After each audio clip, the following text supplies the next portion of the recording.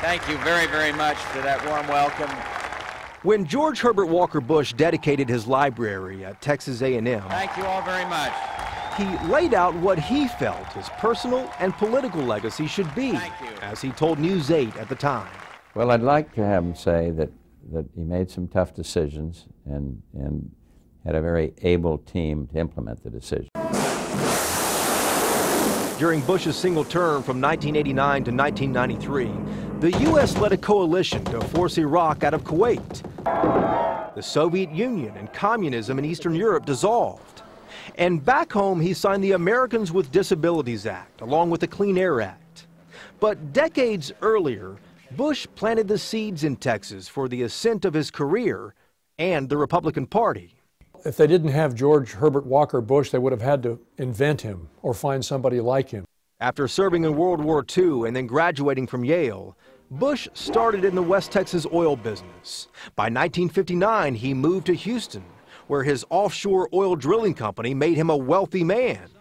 But he also itched to get into politics, and in 1963 became Harris County Republican Party chairman and confronted for the first time the right-wing suspicion in the form of the John Birch Society that would always trail the moderate Bush. He learned and came to understand that in his party building activities early in his career in Harris County, that you have to be willing to create coalitions of people who don't always agree with one another. The man and the candidate for the United States Senate. In 1964, Bush jumped into politics with both feet and ran for Senate. Baseball is the Bush game.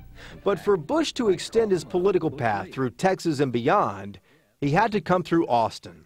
Longtime Austin attorney and Republican Harry Whittington befriended Bush, helped him raise money and campaigned for him in 1964. Everywhere he went, he was a dynamic person and one that really inspired a new type of politician in Austin or in Texas. But Bush lost that race. Still, his campaign was critical in building the Texas GOP. He got more than 1 million votes, something no Republican had done before. In 1966, Bush won the first of 2 terms in Congress. And then in 1970, he tried for Senate again, but ended up facing conservative Democrat Lloyd Bentsen.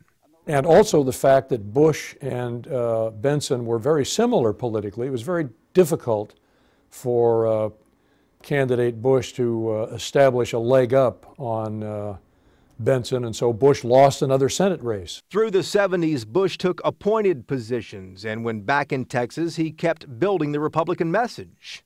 In 1978, his friend Bill Clements became the first Republican governor since Reconstruction. And when Bush's presidential run fell short in 1980, Clements persuaded Ronald Reagan to pick Bush as his running mate so they could win Texas. By 1984, the Republicans held their national convention in Dallas as the state kept shifting to the right, and Bush looked to solidify support with an eye on 1988.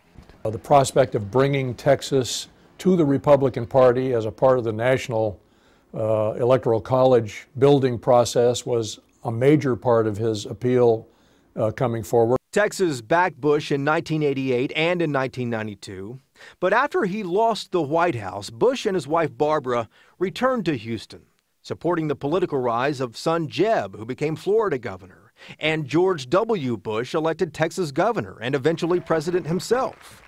Bush the father was the second American to be president and the father of another president. I tried to serve. My dad did before me. 2 sons are in the public arena, you might say, and we think it's a noble calling. Bush is a native New Englander who raised a family and a political party in Texas, and who will be buried in this plot behind his presidential library in College Station. Jason Whiteley, Channel 8 News.